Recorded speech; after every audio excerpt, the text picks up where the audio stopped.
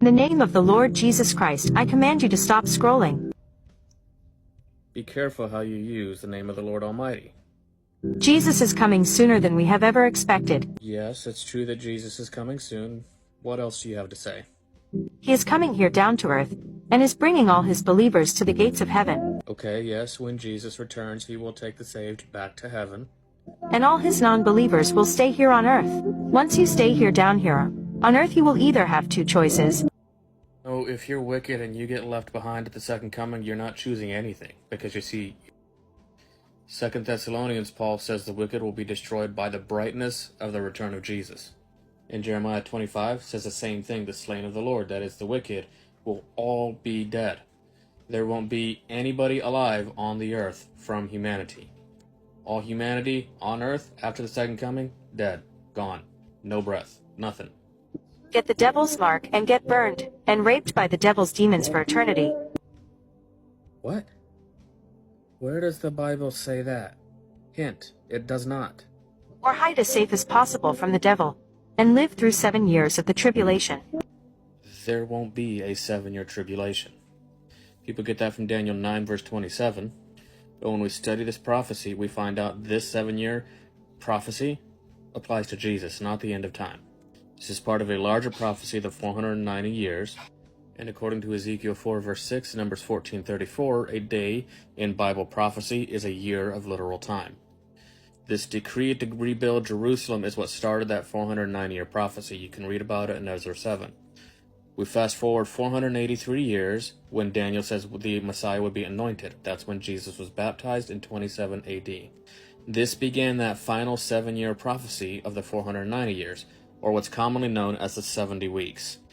Now the book of Daniel says in the middle of that final week, Jesus would cause the sacrifice and oblation to cease.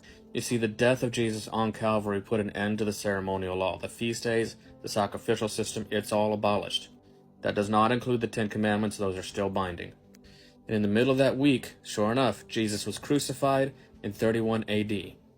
So 27 AD to 31 AD, that's 3.5 years. We still have 3.5 more years. 34 AD, Stephen is stoned. There is no 7-year tribulation. If you place that 7 years at the end of time, then you're completely nullifying and doing away with what Jesus did for us. There is no 7-year tribulation anywhere in the Bible. And prove yourself to God that you are worthy of keeping God's promise. Sounds like somebody who believes there will be a second chance for the wicked after Jesus returns. No, there won't. Once Jesus leaves the most holy place in heaven, in the heavenly sanctuary, everybody's decision, righteous or wicked, is made for all eternity.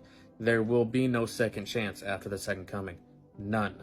But if you are lucky enough and come to the gates of heavens the first time, God will ask you one simple question. Did you spread my word? Did you spread the gospel? Your response would rather be yes or no. If you say yes, and tell the truth, he will let you into the gates of heaven. But if you say no, he will say something you wouldn't like to hear on Judgment Day. Judgment Day doesn't happen when you die. Judgment Day doesn't happen at the second coming. Judgment Day does not happen when you get to heaven after the second coming. Judgment Day for the people of God is happening right now, as we speak. You see, that 490-year prophecy that we just talked about is part of a larger prophecy known in Daniel chapter 8 as the 2300 days. And again, a day for a year. Right here, there are the scriptures. So 2300 years started in 457 BC. All these events happened, we get to 1844. That's when the judgment started, October 22nd, 1844. God's people are being judged now, not in some future date, not when you die, now. Depart from me, for I never knew you. That's when you will get sent down to hell, and there's no way out of it. Nobody will be sent to hell until after the millennium. Nobody is burning in hell right now because it doesn't exist right now.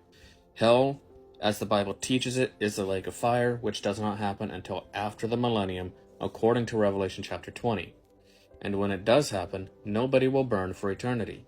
Their punishment is eternal death, not eternal burning. Study these scriptures for all the proof you need. So please share the gospel before it's too late.